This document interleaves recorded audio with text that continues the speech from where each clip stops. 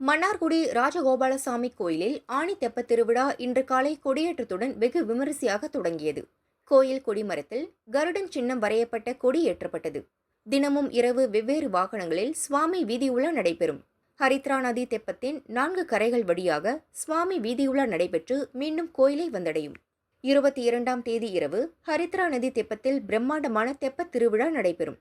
கொடியேற்றத்தின் போது ராஜகோபாலசாமி கல்யாண அவசர திருக்கோலத்தில் எழுந்தருளினார்.